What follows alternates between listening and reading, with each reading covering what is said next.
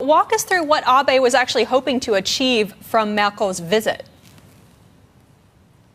Right. Well, I think as we saw there, what Abe was hoping was to leverage Germany's power as the largest economy in the EU to try to work towards avoiding this no-deal Brexit that everyone is so scared about.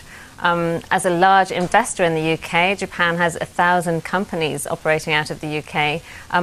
Japan really has a lot to lose, and Abe obviously was firmly in the Remain camp from before the referendum. He went to London and said, Japan would really prefer it if the UK remains in the EU. He's since kind of stepped back from that, and he supported Theresa May's plan to exit from the EU, simply because that anything is better than a no-deal Brexit. I mean, I'd like to flesh out this point in a little bit more detail, Isabel, in terms of quantity, in terms of context. I mean, how would a no-deal Brexit affect Japan? Right. Well, the main thing, as I mentioned, is these 1,000 Japanese companies that are based in the UK.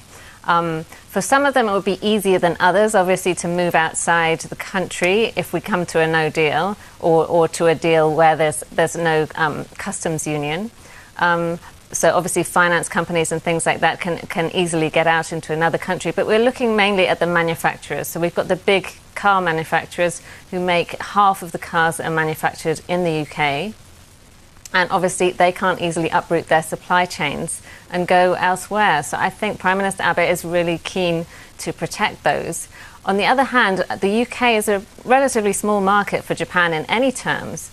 So ultimately, this could be a very short-term blow for Japanese companies, but in the long term, it's really the UK economy that's going to suffer if Japanese companies have to pull out.